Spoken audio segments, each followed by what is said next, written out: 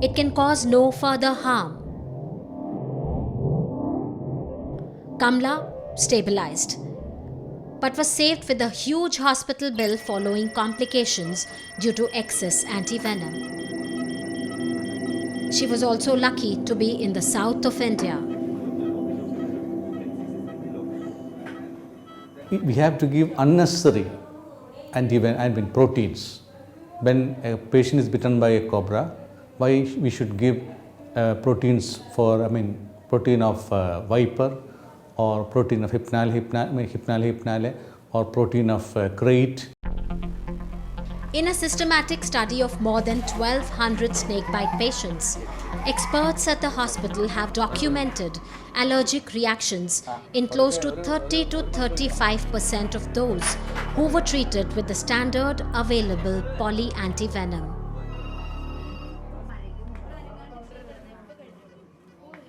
Nobody lost their life related to this allergic reaction, but there was this allergy to horse globulin. Why this allergy? Because what you're giving by way of ASV is actually a protein which is foreign to humans. You're giving a horse globulin, you're giving a horse protein. So which is why the body reacts against the horse proteins. Why has the production technique remained the same over the last 70 years? Our search for answers took us to Coimbatore. The microbiology department is working with the chicken. It's a unique quest, one that aims to produce snake antivenom using chicken eggs.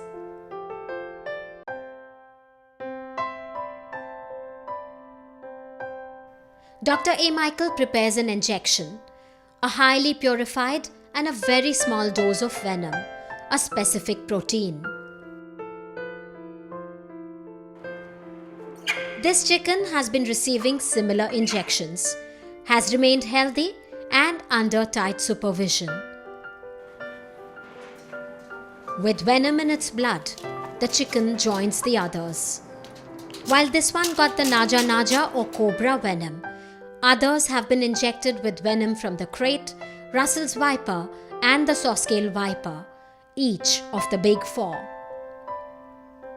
The chicken immune system gets busy. The animals remain healthy, but their body produces antivenom. Venom and antivenom are like lock and key. The antivenom can seek the venom. The chicken passes the antivenom to its egg. Each chicken lays about 250 to 300 eggs in her lifetime, and each of these eggs contains specific antivenom proteins.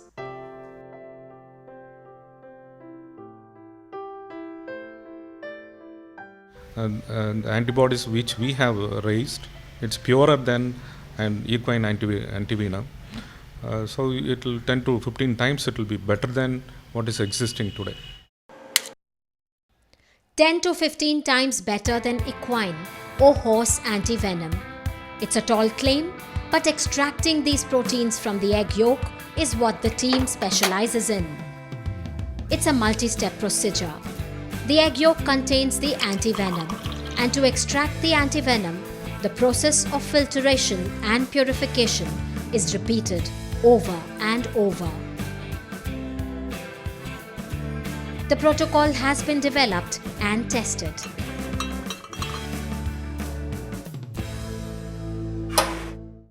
Chicken has got lesser reactions because it will not trigger any anaphylactic reactions.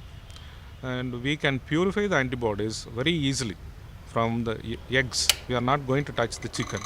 Only collecting the eggs and storing at 4 degrees centigrade, purifying the antibodies, it is animal friendly. The purified antivenom extracted from the chicken egg is being dried. The yield compares well with the production from the horse. No study is complete without testing. The PSG team has tested the efficacy of its antivenom. They have been testing their antivenom in rabbits as well as mice successfully. Dr. Michael is confident that this technology is far superior. In the long run, it will be safer, precise, and cheaper. It will lead to snake-specific mono-antivenom.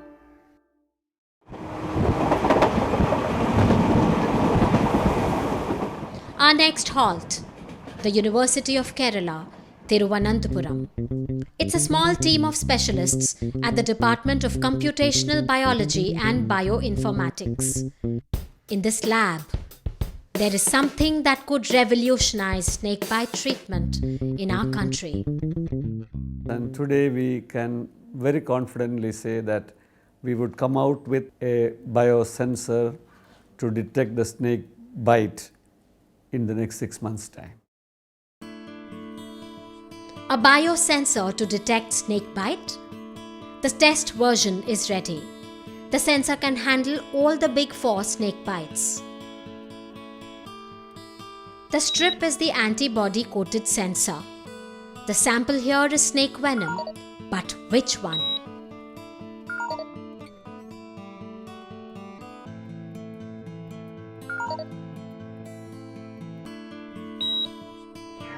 Not just the specific venom, the kit even reveals the quantity of venom circulating in the system.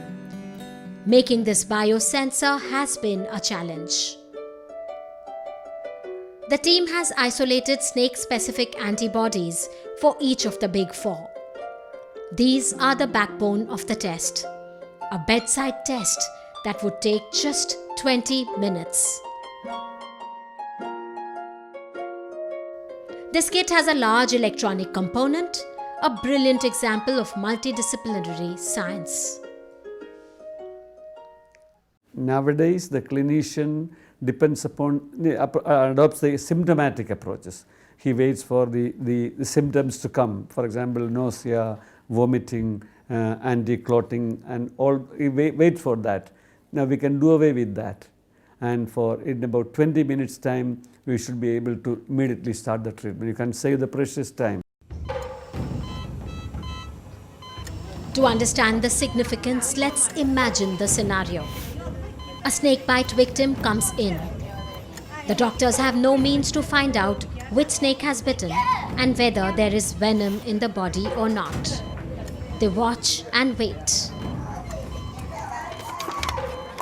So if a patient comes with a snake bite, we keep him or her in triage in the casualty, and we wait for the symptoms to develop, which is actually what is catastrophic. You are treating a disease after the venom has actually come and had its effects. It's catch-22. Waiting for symptoms is catastrophic, as damage caused by venom is irreversible and almost immediate. But then antivenom cannot be given without being sure of presence of venom in the system. Let's rewind and imagine an ideal scenario. Janita, bitten by a snake, is rushed to the hospital. The doctors waste no time. They take a sample of blood from the bite site or even urine, place it on the sensor, and the sensor reveals the facts. Without losing any time, the required dose is given. Dose of mono antivenom specific to the Russell's viper. With minimal danger of allergic reaction or organ failure, Janita could be saved.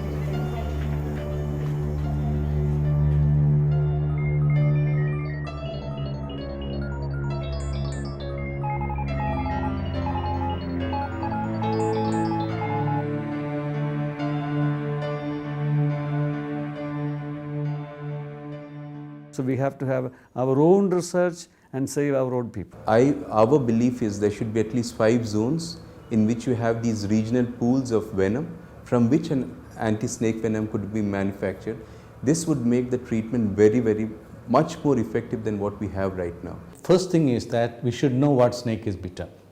And if we can give them a monovalent antivenom, that would be the best. Once a biosensor is successfully developed, there will be several takers to come forward to manufacture monovalent antivenom. Government of India should see that the the outcome should reach the beneficiaries, and they should provide the facilities, medical facilities for these people at a very cheaper level or with no cost also. Snakes bite 1 million Indians every year. Of these, 50,000 die, but they need not.